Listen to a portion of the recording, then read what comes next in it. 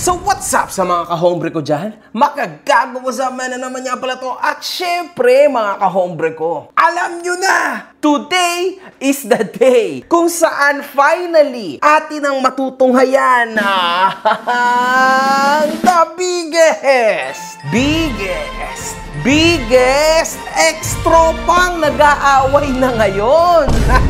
Ang mga biggest awayan na pang-obo at ang biggest delayed reaction na clown sa buong social media world.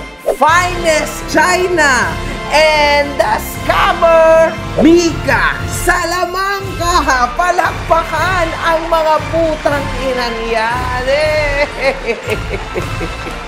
Hinahanap mo ba ako sa Facebook? I-follow mo na ako. Ito ang page ko.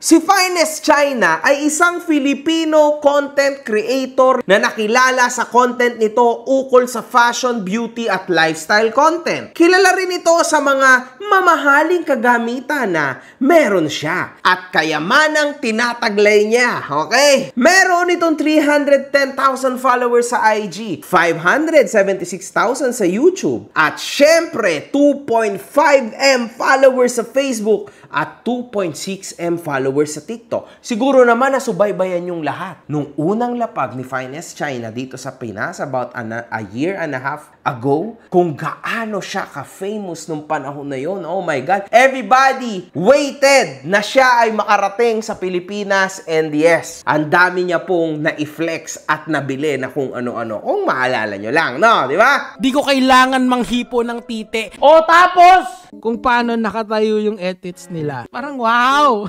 Alam na ng lahat yun! Ngayon, si Mika Salamanca, very famous, very famous, ay isang Filipino content creator, singer, at nakilala din bilang ex-boyfriend ni H2O. Mayroon itong 2.8M followers sa FB, 3.3M followers sa IG, 4.5M subs sa YouTube, at 10.3 followers sa TikTok. This is a super big star in the world of social media here in the Philippines, mga kahombre ko. So, malupit to, ha? Pero ito, nakikita-kita lang natin sa tuwing meron siyang mga issue. Latest issue niya, yung kanyang tinakbuhan. At sinasabi daw ng mga tao na nang-scam daw ito si Mika Salamanca. Bakit ka mo nagamit siya ng isang famous or sikat na vape company at napagkakitaan siya yung ginamit na modelo, tapos afterwards, babay na. Nung kumita na, tapos si Mika na lang po ang natira. Ngayon, sa mga gumagawa nito, you are evil people. Kumakalat ngayon ang isang live stream ni Finest China kung saan galit na galit ito kay Mika Salamanca. Nagsimula ang issue sa pamamagitan ng isang segment ng PBB kung saan nagkukwento ito na nasa Hawaii siya at naaresto ito dahil sa isang kaibigang pinagkatiwalaan niya. Nasa Hawaii po ako before. Meron po akong pinagkatiwalaan na kaibigan noon. Nagtiwala po ako sa kanya kasi taga doon siya.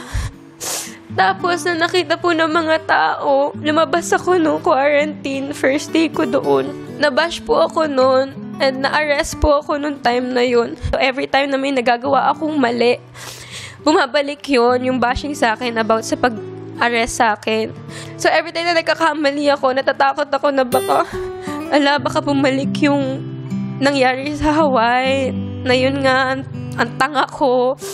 At dito, matapos ang ilang buwan, mga kahombre ko, no? Biglang lumabas ang ating kaibigan na si Finest China out of nowhere. After niyang mawala since January, bigla siyang bumalik at pinasok ang eksena ni Mika Salamanca. Hindi ka uubra! Wata! Eto ang sabi niya! Mga followers ko na mahal ako, and the people that actually knows me and kilala ko, I love you guys. Shot na tayo guys, shot. Bawal ko pakiting red cup, pero sa mga naniniwala sa akin dyan, girl, only fucking real here. I don't give a shit kung sikat siya ngayon, kung sino mang sikat ngayon, I don't give a shit. Double fucks, like I don't give it. Seriously. I only speak the fucking truth and I don't give a shit. Talaga. Siyempre, sabihin mo na sa TV ha, fucking PBB. Fucking PBB. You tell na may pinagkatiwalaan ako, you fucking fuel the fire. Pinapalaki mo eh. Diba? Sana hindi mo na bringing up yun eh. Ngayon, magsasalita ako ngayon. Pero hindi ko kinakalaban si Mika dahil hindi ko siya kinakalaban. I'm just saying my part. Na kahit sabihin kita, sige, sabihin ko kayo, kinakausap kita ngayon. Sabihin ko na, Mika, please break the quarantine. Sabihin mo sa akin, Finest, break the quarantine, please. Para makapag-hangout tayo. You won't break the fucking quarantine. Just because I said it. May sarili kang isip. Okay? So don't put the blame on me dahil lang doon. No, seriously, don't put the fucking blame on me. 100% don't put the blame on me. Kasi may kasalanan din si Mika sa part na yon. Okay? Pero I will clarify na hindi siya nakulong. Yung mga chismis na yon, actually never, ever, ever nakulong si Mika. No, that's a wrong rumor. Hindi totoo yon. Hindi siya nakulong. Hindi nakulong si Mika. Kasi maraming mga OA na mga nagsasabi rin dyan nakulong siya. Hindi po siya nakulong. Pero as a bad friend, masama ako. And I will take that responsibility na ako ang nag-bad influence kay Mika. At dahil trusted ako ni Mika, sinundan niya yung sinabi ko. And I take 100,000 full responsibility on that. Ako ang may kasalanan doon as a bad friend. Tapos, pero as a person, considering what's happening in the world, you know there's COVID and may 14-day quarantine. Kahit president or kung sino pa yan ang magsasabi sa'yo na break the quarantine, you have your own mind to say, I'm sorry, I cannot break the quarantine. I have to follow the quarantine and I'm so sorry. You have to wait for another 14 days for quarantine until I get to hang out with everyone. At dito, mga kahombre ko, makikita natin na sa isang sentence niya, 5 agad ang mura.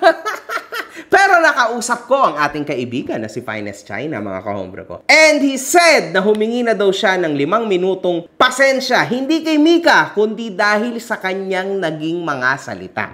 I just wanna clear it out. She still has my vote no matter what. And sa mga haters po dyan, I'm so sorry na mura-murahan ko kayo that night. Kasi hindi ko naman gagawin talaga yun sa I was just so drunk.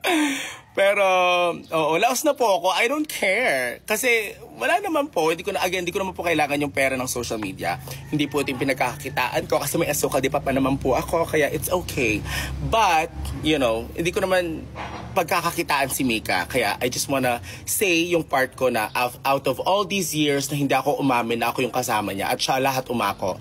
I'm just saying that ako po yung taong yun. And ako rin yung may part and ako rin yung may kasalanan as a friend for influencing her in a bad way. Kaya, that's all. I-bash niyo pa ako, okay pa. Kasi kasalanan ko naman talaga na maoy-maoy ako. Pero, for her part, I just wanna clear it. Yun lang po. Kaya, thank you. Bye! Pero sa isang banda, nasabi rin ng ating kaibigan na si Finest na siya daw ay lasing, mga kahombre ko. Maoy. Namang sabing maoy Gago, lasing lang ako, tangina mo. Maoy na.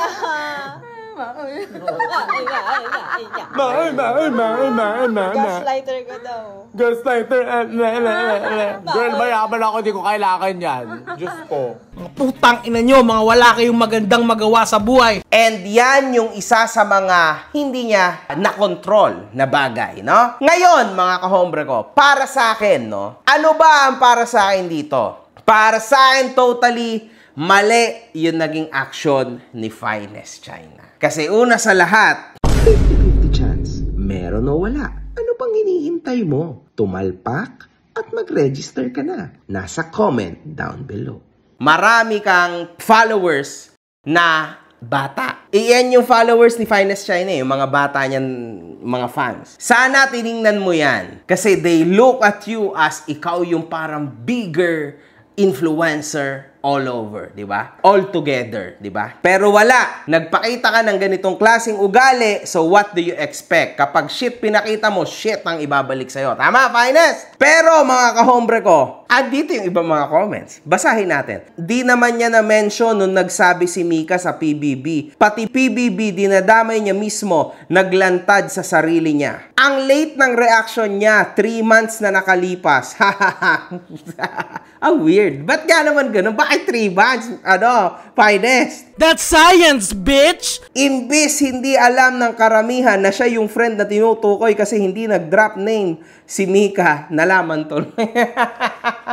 So dito, makikita natin mga kahombre ko na dapat hindi pala malalaman ng mga tao kung sino ba talaga ang sinasabi, kung sino ba talaga ang binabanggit ni Mika Salamanca. Kaso dahil nag-init si Finest China, dahil ang kanyang alak hindi pumunta sa tiyan kundi sa ulo, di yun na nga lumabas na si Finest ang naglaglag, kaya siya nakulong. Bobo! Ikaw ang bobo.